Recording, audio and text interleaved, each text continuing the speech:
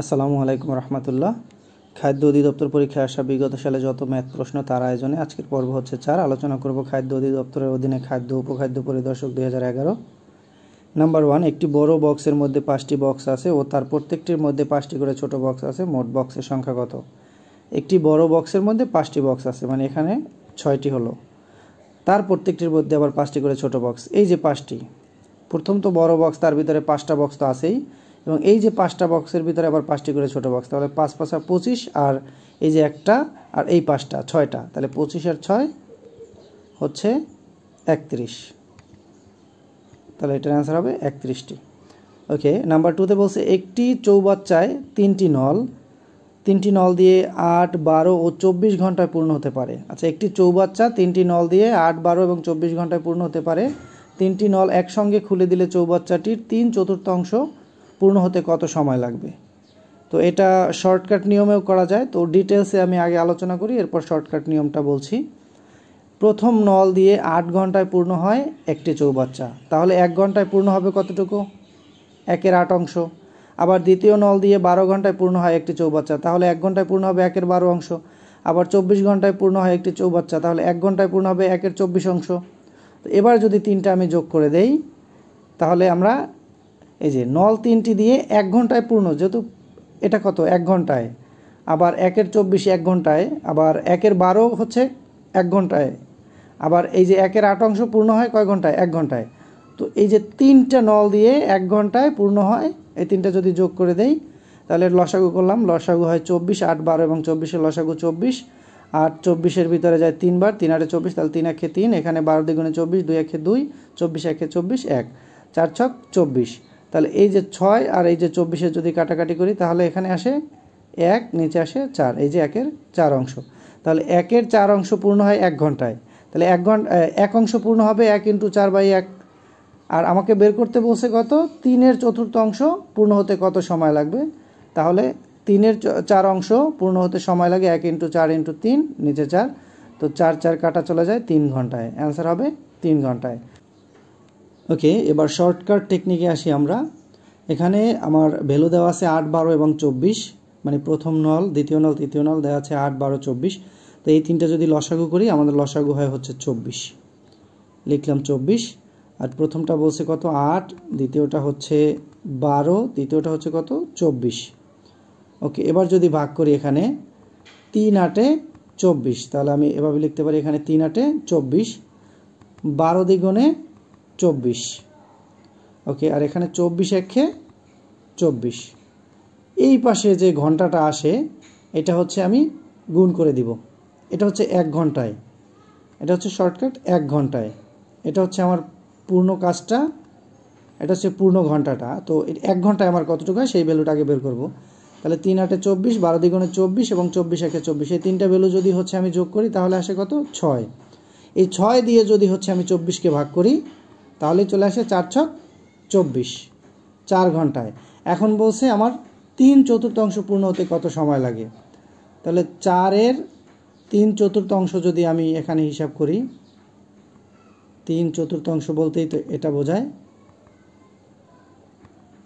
এবার যদি 4 4 কাটা চলে যায়, থাকে কত? 3, তাহলে অ্যান্সার হবে 3 ঘন্টা। ওকে, নেক্সট কোশ্চেনে চলে যাই। ওকে, নাম্বার 3তে বলছে বিশেষ ক্রম অনুযায়ী সাজানো 11, 13, 19, 29, 43, 59 ধারাটির পরবর্তী সংখ্যাটি কত?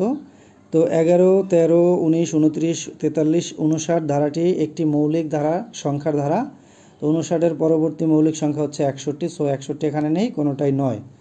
তো এটা নিয়ে একটু কনফিউশন আছে, তো এটা অ্যান্সার কোনোটাই নয় হবে, আর এই 59-এর এখানে 61 হওয়ার কথা ছিল। কিভাবে? যদি আমি এই যে ডিফারেন্সটা 11 এবং 13 ডিফারেন্সের সাথে আমি 4 যোগ করলাম,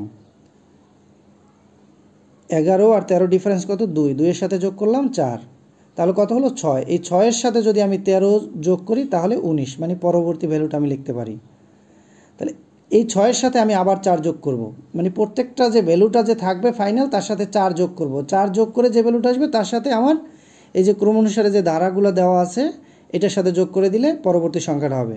তো যাই হোক, 4 আর 6 যোগ করলে হয় 10, 10-এর সাথে যদি আমি আবার 19 যোগ করি, তাহলে কত হয়? 29 হয়।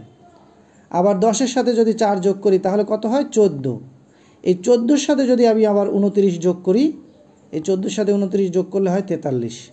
আবার 14-এর সাথে 4 যদি যোগ করি, কারণ আমার প্রত্যেকটার সাথেই 4 যোগ করতে হবে যে ফাইনাল ভ্যালুটা আসে 18। 18-এর সাথে যদি আমি আবার 43 যোগ করি তাহলে আমার হয় 61। সো এখানেও 61 যেহেতু নেই তো কোনোটাই নয় হবে অ্যান্সার। ওকে, নাম্বার হচ্ছে 4। 9,800 টাকা 2, 3, 4 এবং 5 অনুপাতে ভাগ করলে বৃহত্তর ক্ষুদ্রতর অংশের পার্থক্য কত? তাহলে অনুপাত সময়ের যোগফল কত? 2, 3, 4, 5 মানে হচ্ছে 14। বৃহত্তম অংশ কত? 5। এটা হচ্ছে বৃহত্তম অনুপাত। তাহলে 5 ভাগ 14, টোটাল যেহেতু 14, 5 দিয়ে 14 ভাগ করে এই 9,800 টাকা দিয়ে গুণ করলেই তো পেয়ে যাই রেজাল্ট 3,500 টাকা। বৃহত্তম অংশের রেজাল্ট পেলাম। এবার ক্ষুদ্রতম অংশ কত হবে? তাহলে ক্ষুদ্রতম অংশ কত? 2। তাহলে 14 ভাগ 2 মানে 2 ভাগ 14 ইন্টু 9,800, 1,400 টাকা। এবার পার্থক্য কত? এবং এইটা মাইনাস করলেই যে এটা ভ্যালুটা আসবে 2,100 টাকা। এটাই হচ্ছে আমার বৃহত্তম এবং ক্ষুদ্রতর অংশের পার্থক্য। ওকে, গমের মূল্য 15% কমে যাওয়ায় 6,000 টাকা পূর্ব অপেক্ষা 1 কুইন্টাল গম বেশি পাওয়া যায়। কত পার্সেন্ট কমছে? 15%। 15% কমে যাওয়ায় 6,000 টাকায় পূর্ব অপেক্ষা 1 কুইন্টাল গম বেশি পাওয়া যায়। তাহলে 1 কেজি গমের বর্তমান মূল্য কত? এই 15% কমে যাওয়াই কিন্তু হচ্ছে 1 কুইন্টাল গম বেশি পাওয়া যায়। এর মানে বুঝতে হবে যে এই 15% যে দাম, 15%-এর যে দাম সেটার সমানই হচ্ছে এই 1 কুইন্টাল গম। তো যাই হোক, 100 টাকায় কমে কয় টাকা? 15 টাকা। তাহলে 6,000 1 টাকায় কমে কত? 15/100। তাহলে 6,000 টাকায় কমে 15 ইন্টু 6,000/100, 900 টাকা। তাহলে এই 15%-এ যেটা কমে সেটাই হচ্ছে এই 900 টাকা। এই 900 টাকাই হচ্ছে 1 কুইন্টাল গমের দাম। তো আমরা লিখতে পারি 1 কুইন্টাল বা 1 কেজি, 100 কেজি চালের দাম কত? গম হবে। যাই হোক, গমের দাম 900 টাকা। তাহলে 1 কেজি চালের দাম কত? 900, এখানে ভাগ হবে 900 ভাগ 100, 9 টাকা। 100 কেজির দাম যদি হয় 900 টাকা, তাহলে 1 কেজির দাম কত? 900 ভাগ 100, 9 টাকা। এটাই হচ্ছে আমার অ্যান্সার, 9 টাকা। নাম্বার 6 বলছে কোনো ব্যবসায় ক, খ, গ এর মূলধন যথাক্রমে 320, 400 এবং 480 টাকা। ব্যবসায় 300 টাকা লাভ হলে ক অপেক্ষা গ কত টাকা বেশি পাবে? 3 জনের মোট মূলধন কত? 1200 টাকা। যোগ করলাম 1200 টাকা। ক এর লভ্যাংশ কত?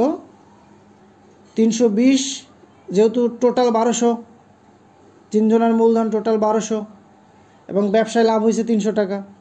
তাহলে আমরা লিখতে পারি 320 ভাগ 1200 ইন্টু 300, কয় টাকা? 80 টাকা। তাহলে গ এর লভ্যাংশ কত? গ এর কত টাকা মূলধন ছিল? 480 ভাগ টোটাল কত? 1200 টাকা ইন্টু লাভ হয়েছে কত? 300 টাকা, 120 টাকা। তাহলে গ কত টাকা বেশি পায়? 120 থেকে 80 মাইনাস দিলেই 40 টাকা। এটার অ্যান্সার হবে 40 টাকা। একটি সরলরেখার উপর অঙ্কিত বর্গের ক্ষেত্রফল ওই সরলরেখার 1/4 উপর অঙ্কিত বর্গের ক্ষেত্রফলের কত গুণ? ধরি 1/4 দৈর্ঘ্য এ, অর্থাৎ সরলরেখার দৈর্ঘ্য কত? 4a। যেহেতু চতুর্থাংশের দৈর্ঘ্য এ হয় তাহলে সরলরেখার দৈর্ঘ্য কত? 4a। 1/4 উপর অঙ্কিত বর্গের ক্ষেত্রফল এ সমান সমান যদি a স্কোয়ার হয় তাহলে সরলরেখার উপর অঙ্কিত বর্গের ক্ষেত্রফল হবে কত? 4a square. 4a স্কোয়ার মানেই হচ্ছে কি 4 2 বার, মানে 4 2 বার, 4 4 16, তাহলে 16a স্কোয়ার লিখতে পারি। তাহলে কত গুণ? 16 গুণ। টাকায় 1 ডজন কলা বিক্রয় করায় 20% ক্ষতি হলো, মানে 100 টাকায় 20 টাকা ক্ষতি হয়েছে। তাহলে কত টাকা রয়েছে? 80 টাকা। আবার 60% লাভ করতে হলে টাকায় কয়টি কলা বিক্রি করতে হবে? ক্রয় মূল্য যদি 100 টাকা হয়, 20% ক্ষতিতে বিক্রয় মূল্য কত? 80 টাকা। যদি 60% লাভে বিক্রয় করি তাহলে কত হবে? 160 টাকা। তাহলে পূর্বের বিক্রয় মূল্য 80 টাকা হলে বিক্রয় করতে হবে কত? 160 টাকা। যদি এই যে 60% লাভ করতে হয় তাহলে কয়টি কলা বিক্রয় করতে হবে সেটাই বের করব। তো পূর্বে যদি আমার বিক্রয় মূল্য এই 80 টাকা হয় 20% ক্ষতিতে, তাহলে 60% লাভে তাহলে বিক্রয় করতে হবে কত? 160 টাকা। যদি পূর্বে বিক্রয় মূল্য 1 টাকা হয় তাহলে বিক্রয় করতে হবে 160/80। তাহলে 160 আর 80 যদি ভাগ করি 2, তাহলে 2 টাকা বিক্রি করতে হবে। 2 টাকায় বিক্রি করতে হবে কতটি কলা? 12টি কলা। যেহেতু 1 ডজন কলার কথা বলছে, 12 কোথায় পেলাম? এই যে 1 ডজন কলার কথা বলছে। তাহলে 2 টাকায় বিক্রি করতে হবে 12টি কলা, তাহলে 1 টাকায় কত 12/2 6টি কলা। তাহলে আমাকে বের করতে বলছে কি 1 টাকায় কয়টি কলা বিক্রয় করতে হবে, 6টি কলা। ওকে, নেক্সট কোশ্চেন হচ্ছে একটি সংখ্যা 999 থেকে যত বড় 797 থেকে তত ছোট সংখ্যাটি কত। এরকম অঙ্ক এসেই থাকে, তো এরকম অঙ্ক আসলেই হচ্ছে এই দুইটা যোগ করে 2 দিয়ে ভাগ করে দিব, শেষ। 898।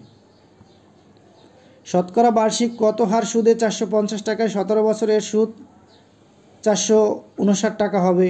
এই যে সুদের যে অঙ্কগুলো, শতকরা বার্ষিক কত হার সুদে এত টাকায় এত বছরে এত সুদ হবে, এটার সূত্র আমরা জানি I=PNR। তো যেহেতু আমাদেরকে বার্ষিক শতকরা সুদের হার বের করতে বলছে, বার্ষিক শতকরা হার বের করতে বলছে, তাহলে আর এর মানটা চাইছে, এটা আমাদের বুঝতে হবে। শতকরা বার্ষিক কত হার বের করতে বলছে, মানে আর এর ভ্যালু বের করতে বলছে। তাহলে I= যদি PNR হয় তাহলে লিখতে পারি R= এই আর এই পাশে চলে আসছে, R= I/PN। তাহলে R= I/PN। I এর ভ্যালু কত, সুদ কত 459 লিখলাম। তারপর ভাগ, এই যে ভাগ 100 কোথা থেকে আসলো বলতেছি, এটা পরে বলতেছি। এই যে ভাগ, P মানে কত 450 আসল, N মানে বছর, কত বছর 17 বছর, আর এই যে 100 হচ্ছে আর শতকরা হার বের করতে বলছে, পার্সেন্টেজ বের করতে বলছে। পার্সেন্টেজ বের করা মানে আমরা জানি 100 দিয়ে উপরে 100 গুণ হয়ে যাওয়া, এটাই। তো এরপর হচ্ছে যদি এখানে আমরা কাটাকাটি করি তাহলে আমাদের অ্যান্সার আসে হচ্ছে 6%। যেমন এই 17 27 হচ্ছে 459। আবার এই যে এটাকে আবার 3 নং 27 3 দিয়ে কাটতে পারি, 3 নং 27, এখানে 3 থাকলো। আর এই 100 যদি কাটি 50 দ্বিগুণে 100, আর এখানে হচ্ছে 5×50 8×50 9×50 হচ্ছে 450, আর এখানে 50 দ্বিগুণে 100। তাহলে এই যে 3 নং 27, এই যে এখানে কাটলাম 3 নং 27, এই যে 3 দ্বিগুণে 6, এখানে অ্যান্সার হচ্ছে কত 6। একটু কমপ্লিকেটেড হয়ে গেছে, আপনারা কাটাকাটি করলে বুঝতে পারবেন। ওকে, নাম্বার 11-এ বলছে একটি দ্রব্য 10% ক্ষতিতে বিক্রয় করা হলো, বিক্রয় মূল্য 80 টাকা বেশি হলে 10% লাভ হতো। দ্রব্যটির ক্রয় মূল্য, তাহলে দ্রব্যটির ক্রয় মূল্য 100 টাকা হলে 10% ক্ষতিতে বিক্রয় মূল্য কত 90 টাকা। যেহেতু 10% ক্ষতিতে বিক্রয় করছে মানে 90 টাকায় বিক্রয় করছে, 10% লাভে বিক্রয় করলে কত হতো 110 টাকায় বিক্রয় করতো। তো এই যে বিক্রয়ের পার্থক্যটা কত, 110 - 90 মানে 20 টাকা।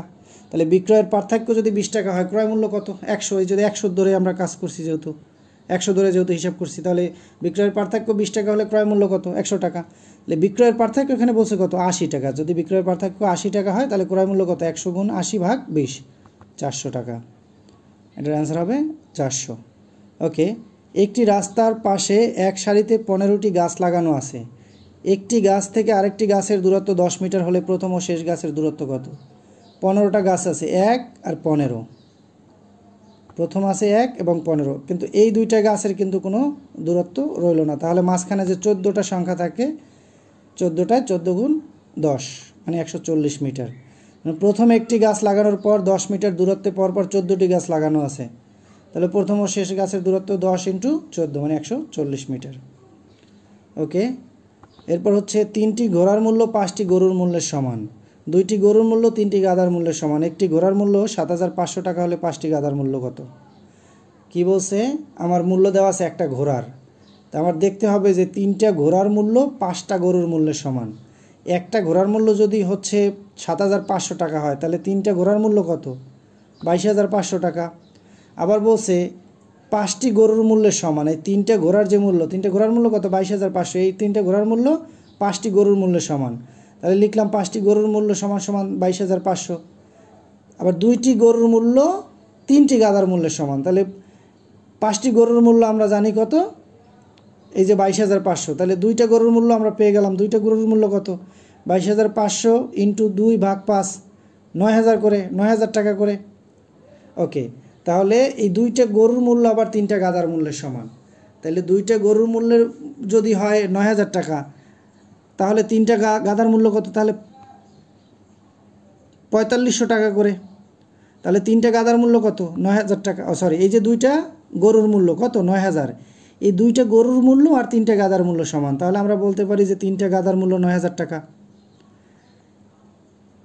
তাহলে 5টি গাদার মূল্য বের করতে বলছে আমাদেরকে। তাহলে 3টা গাদার মূল্য যদি 9000 টাকা হয়, তাহলে একটা গাদার মূল্য কত পড়ে? 3000 টাকা করে। তাহলে 5টা গাদার মূল্য কত? 3 × 5 = 15000 টাকা। অ্যান্সার হবে 15000 টাকা। নৌকা ও স্রোতের বেগ যথাক্রমে ঘন্টায় 18 কিলোমিটার ও 6 কিলোমিটার। নদীপথে 72 কিলোমিটার অতিক্রম করে পুনরায় ফিরে আসতে কত সময় লাগবে? নৌকা ও স্রোতের বেগ যথাক্রমে 18 ঘন্টায় 18 কিলোমিটার এবং 6 কিলোমিটার। ওকে, স্রোতের অনুকূলে বেগ তাহলে কত আছে? স্রোতের অনুকূল মানে কি? যোগ 18 + 6 মানে 24 কিলোমিটার ঘন্টায়। প্রতিকূল মানে হচ্ছে বিয়োগ 18 - 6 12 পার কিলোমিটার ঘন্টায়। ওকে, তাহলে স্রোতের অনুকূলে 72 কিলোমিটার যেতে সময় লাগবে কত? 72 / 24। অনুকূলে কত? 24 কিলোমিটার আছে পার ঘন্টায়। তাহলে স্রোতের অনুকূলে 72 কিলোমিটার যেতে সময় লাগবে কত? 72 / 24 মানে হচ্ছে 3 ঘন্টা। তাহলে প্রতিকূলে যেতে 72 / 12 মানে 6 ঘন্টা। তাহলে মোট সময় লাগবে কত? 9 ঘন্টা। 6 + 3 9। ওকে, নাম্বার 15তে বলছে 36 সংখ্যাটির মোট কতগুলো ভাজক রয়েছে? ভাজক মানে কি? 36-এর ভাজক মানে এই 36কে কত দিয়ে ভাগ করা যায়, মানে কত ভাগ করলে 36 হয়। এই 36 সংখ্যাটা কত দিয়ে ভাগ করা যায়। ওকে, তো আমরা যদি হিসাব করি 1 2 3 4 5 6 এ পর্যন্ত আসি। তো 36 একে 36, তারপর হচ্ছে 18 দ্বিগুণে 36, তারপর হচ্ছে 3 × 12 = 36, 4 নং 36,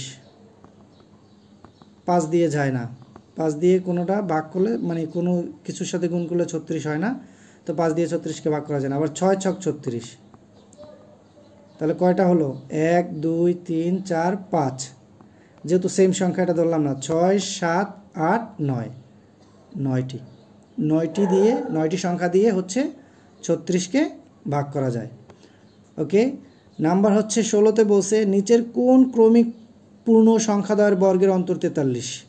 তো যে অপশনগুলো আছে আমরা প্রত্যেকটা অপশন চেক করব। তো প্রথম অপশনই আছে 21 এবং 22। তো 21 এবং 22 দিয়ে হচ্ছে আমরা চেক করলাম। কি বলছে? পূর্ণ সংখ্যাদ্বয়ের বর্গের অন্তর। বর্গের অন্তর তো আমরা বর্গ মানে কি? উপরে স্কোয়ার, যাই হোক। তো 21-এর বর্গ করলাম এবং 22-এর বর্গ করলাম, এবং এই দুইটার কি বলছে? অন্তর মানে বিয়োগ।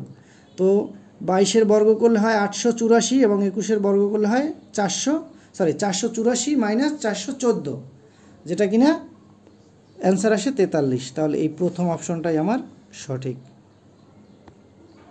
এখানে লিখে দিয়েছি, দেখেন অপশন ক মিলে যাওয়ায় বাকি অপশনগুলো দেখার আর দরকার নেই। যদি ক না মিলতো তাহলে দ্বিতীয়টার বর্গ করতাম, যদি না মিলতো তৃতীয়টার বর্গ করতাম, এভাবে। ওকে, 3 দিনে একটি কাজের 1/29 অংশ শেষ হলে ওই কাজের 3 গুণ কাজ করতে কতদিন সময় লাগবে? 1/29 অংশ শেষ করতে সময় লাগে 3 দিন, তাহলে এক অংশ শেষ করতে সময় লাগবে 87 দিন। কারণ 1/29 অংশ শেষ করতে যদি লাগে 3 দিন, তাহলে একটা অংশ শেষ করতে লাগবে কতদিন? 87 দিন। কাজটির 3 গুণ কাজ করতে সময় লাগে 87 × 3 মানে 261 দিন। এটার আনসার হবে 261 দিন।